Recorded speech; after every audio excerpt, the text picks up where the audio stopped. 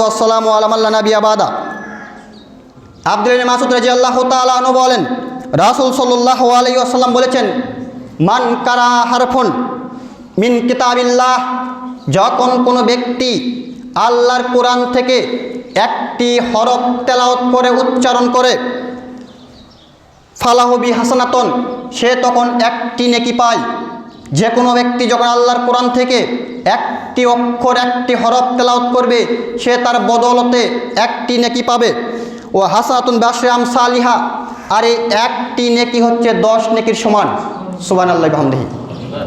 আল্লাহ রাসূল বলছেন, যখন কোনো ব্যক্তি একটি অক্ষর একটি হরফ তেলাওয়াত করবে, তখন তার বদৌলতে একটি নেকি পাবে, আর এই একটি নেকি হচ্ছে কত?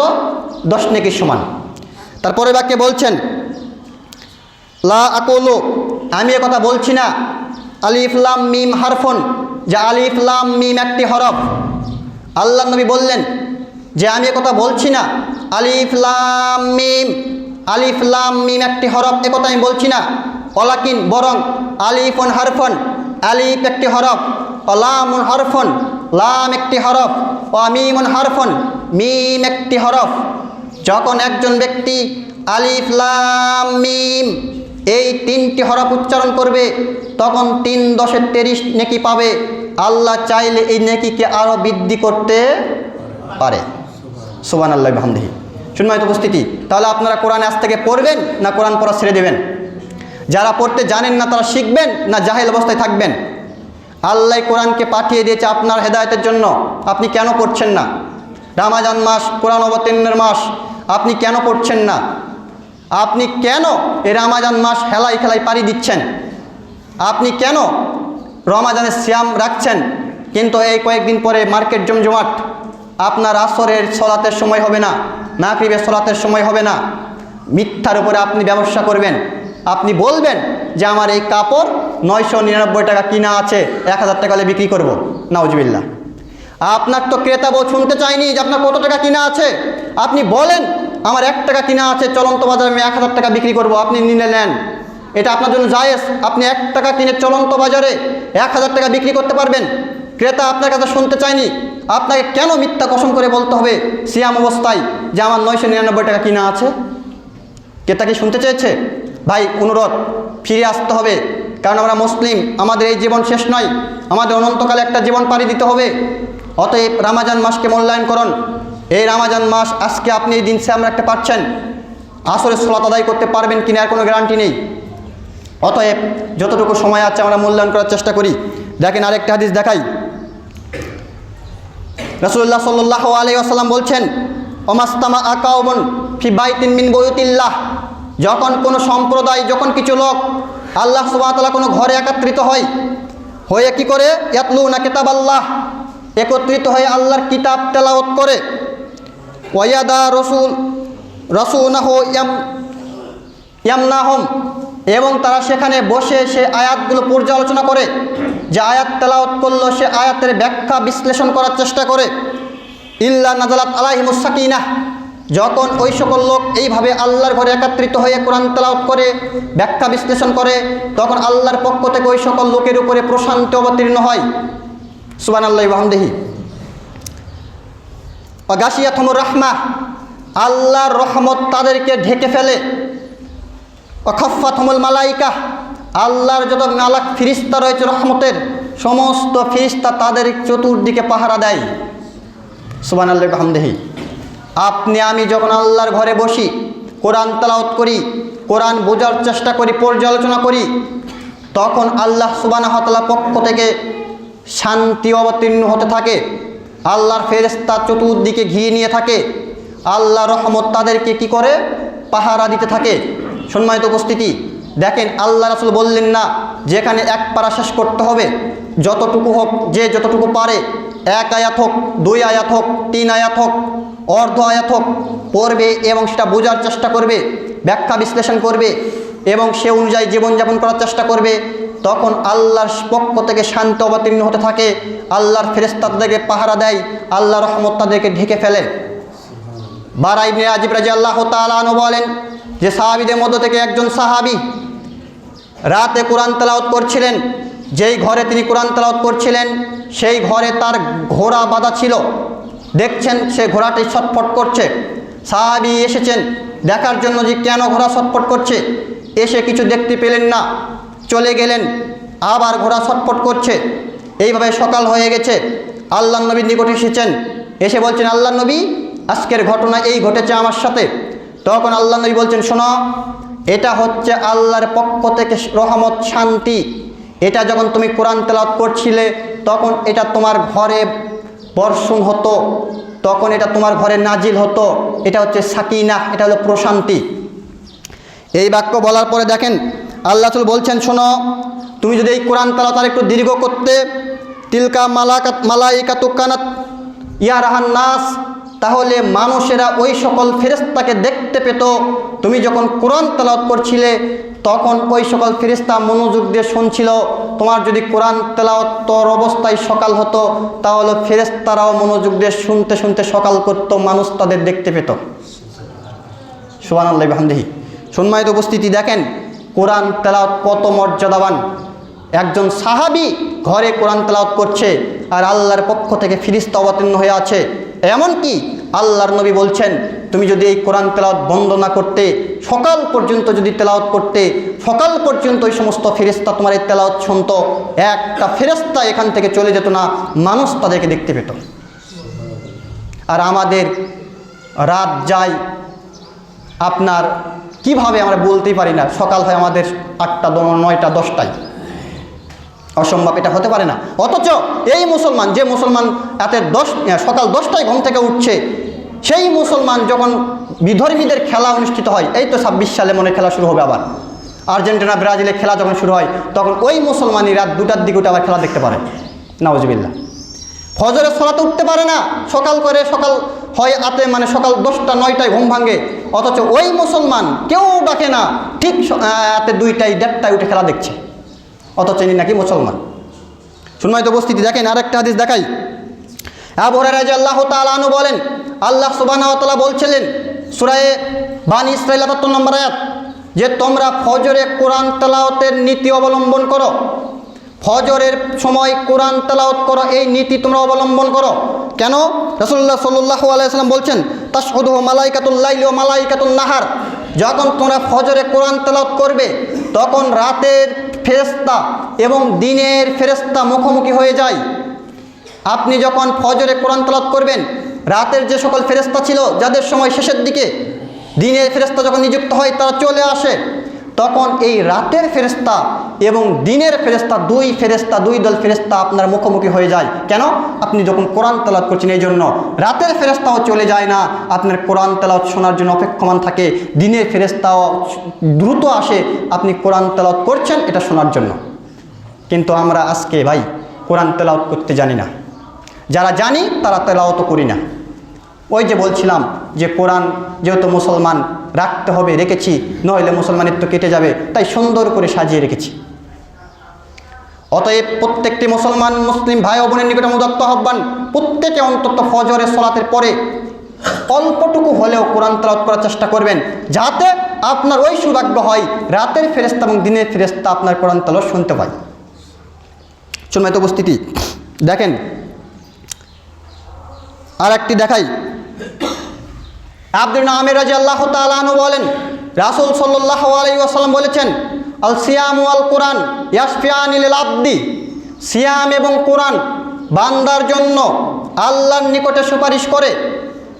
ইয়াকুলু সিয়াম বলে, ইয়া রাব্বি, হে আমার প্রতিপালক, মানাতো, আমি একে বাধা দিয়েছি, তো আমন, খাদ্য খেতে, অসহ্যত বিন নাহার, এবং দিনে অশ্লীল কাজে জড়িয়ে যেতে। সিয়াম আল্লাহর নিকটে দরবারে বলছে যে আল্লাহ, আমি আমার এই তোমার এই বান্দাকে বাধা দিয়েছি দিনে খাদ্য খেতে এবং অশ্লীল কাজে জড়িয়ে যেতে। অতএব আজকে এই কিয়ামতের বিভীষিকাময় মাঠে আমার পক্ষ থেকে এই বান্দার জন্য তুমি শাফায়েত কবুল করো, সুপারিশ কবুল করো। অকাল কোরআন বলবে, ইয়া রাব্বি, হে আমার প্রতিপালক, মানাতহ, আমি একে বাধা দিয়েছি, আমি একে নিষেধ করেছি, নাওমিবিল লাইলে, রাতে ঘুমাতে যেতে। আমি কোরআন এই বান্দাকে রাতে ঘুমাতে যেতে দেয়নি। এই বান্দা ফজরের সালাতের পরে কোরআন তেলাওয়াত করেছে, রাত্রিতে জেগে জেগে কোরআন তেলাওয়াত করেছে। অতএব আজকে এই কিয়ামতের বিভীষিকাময় মাঠে এই বান্দার জন্য আমি কোরআন, আমার সুপারিশকে তুমি গ্রহণ করো। তখন আল্লাহ সুবহানাহু ওয়া তাআলা সিয়াম এবং কোরআনের সুপারিশ গ্রহণ করবেন। দেখেন কত সৌভাগ্যবান ওই ব্যক্তি যার জন্য সিয়াম এবং কোরআন সুপারিশ করবে। এই সুযোগ আমাদেরকে কাজে লাগাতে হবে। আজকে আমাদের মাঝে সিয়াম বিদ্যমান, আজকে আমাদের মাঝে যদি কোরআন তেলাওয়াতের অভ্যস্ত হই, তাহলে কোরআন তেলাওয়াত এবং এই সিয়াম আমাদের জন্য কিয়ামতের মাঠে সুপারিশ করবে। অতএব রমাজানকে কাজে লাগান, সিয়াম অবস্থায় বেশি বেশি কোরআন তেলাওয়াত করার চেষ্টা করুন। যেই দিন কিয়ামতের মাঠে আপনার দুর্দশাময় মুহূর্তে, বিভীষিকাময় মুহূর্তে এই কোরআন এবং সিয়াম সুপারিশ করবে, সেই দিন আপনি বুঝতে পারবেন দুনিয়াতে এই সিয়াম অবস্থায় 10 মিনিট কোরআন তেলাওয়াতের মর্যাদা কেমন। অতএব আমরা আজ থেকেই নিয়াত করব, যতটুকু সময় অবসর পাবো অবসর সময়কে কাজে লাগিয়ে কোরআন তেলাওয়াত করার চেষ্টা করব ইনশাআল্লাহ। সম্মানিত উপস্থিতি, দেখেন আরেকটা হাদিস দেখাই। আব্দুল্লাহ ইবনে আব্বাস রাদিয়াল্লাহু তাআলা আনহু কাল, আব্দুল্লাহ ইবনে আব্বাস রাদিয়াল্লাহু তাআলা আনহু বলেন, বাইনামা জিব্রাইল কাইদু ইনদা নবী সাল্লাল্লাহু আলাইহি ওয়াসাল্লাম, একদা জিব্রাইল আমিন আল্লাহর নবীর সাথে বসেছিলেন। সামিয়া নাকিজা মিনাল ফাওকিহি ফারাফা, এমত অবস্থায় উপরের দিকে অর্থাৎ আসমানে একটা বিকট শব্দ হলো। রাসাহ, তখন জিব্রিল মাথা উপরের দিকে তাকালেন, তাকিয়ে বলছেন ফাকালা হাজা বাবুন মিনাস সামা, এটা একটি দরজা আসমানের। ফুতিহাত ইয়াউমা, যেটা আজকেই প্রথম খোলা হলো। লাম ইফতাউ কাত্তু ইল্লা ইয়াউমা, যেই দরজা পূর্বে কোনো দিন কখনো খোলা হয়নি। জিবরিল আমিন এবং মুহাম্মদ সাল্লাল্লাহু আলাইহি ওয়াসাল্লাম বসেছিলেন। হঠাৎ আসমানে একটি শব্দ, তখন জিবরিল আমিন উপরে তাকালেন, থেকে বলছেন যে এটি একটি দরজা যা আজকে খোলা হলো, পূর্বে কোনো দিন কখনো এই দরজা খোলা হয়নি।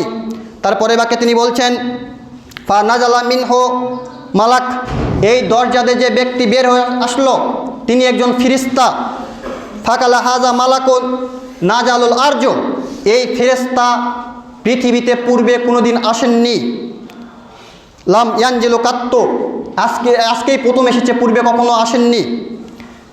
তারপরে তিনি বলছেন ফাসাল্লামা, ওই ফেরেশতা এসে আল্লাহ নবীকে সালাম দিলেন, দিয়ে বললেন আবশিরু বিনূরাইন, তুমি দুটি নূরের, দুটি আলোর, দুটি জ্যোতির সুসংবাদ গ্রহণ করো।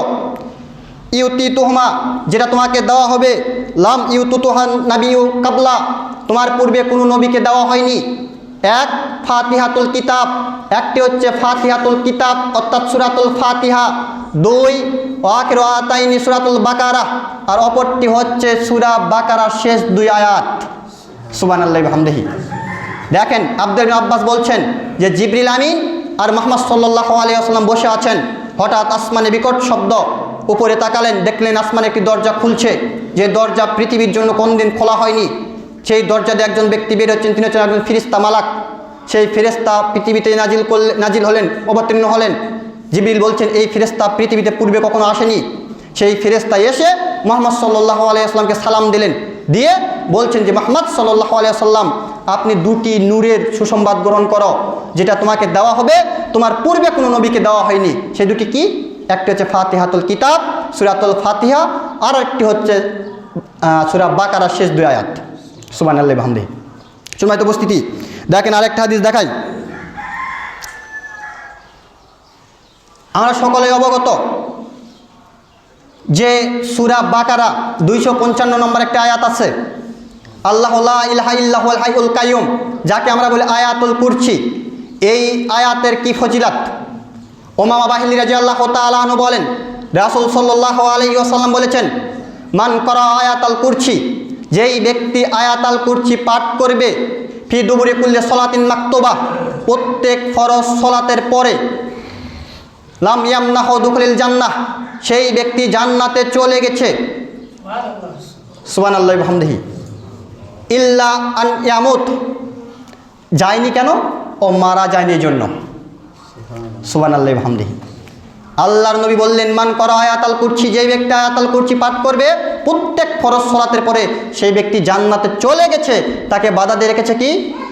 তার মৃত্যু, সে মরলেই জান্নাত, মরেনি তাই জান্নাতে যেতে পারেনি। সুবহানাল্লাহি ওয়া বিহামদিহি। তাহলে আমি আপনাদেরকে কী দিয়ে বুঝাবো যে কোরআন তেলাওয়াতের মর্যাদা, কোরআন তেলাওয়াতের ফাজিলাত, কোরআন তেলাওয়াতের গুরুত্ব কত বেশি। কিন্তু আজকে আমরা এমন একটি জাতিতে পরিণত হয়েছি, নামকা অস্তে মুসলমান, আল্লাহর আদেশ নিষেধ এগুলো বুঝি না, বোঝার চেষ্টাও করি না, খাচ্ছি, দিন পাড়ি দিচ্ছি, মনে হচ্ছে যে আমাদের জীবন এখানেই শেষ। কিন্তু আমাদের অনন্তকালে একটা জীবন পড়ে আছে, সেই জীবনের জন্য আমাদেরকে অবশ্যই প্রস্তুতি গ্রহণ করতে হবে। সম্মানিত উপস্থিতি, দেখেন আর একটা হাদিস দেখায়, যেহেতু সময় সংক্ষেপ। ওয়ান আবি হুরায়রা রাদিয়াল্লাহু তাআলা আনহু قال قال رسول الله صلى الله عليه وسلم, আবু হুরায়রা রাদিয়াল্লাহু তাআলা আনহু বলেন, রাসূল সাল্লাল্লাহু আলাইহি ওয়াসাল্লাম বলেছেন, সূরাতু মিন কুরআনি সালাসুনা, কোরআন মাজিদে একটি সূরা রয়েছে যা 30টি আয়াত রয়েছে, সালাসুনা আয়াতুন, 30টি আয়াত রয়েছে।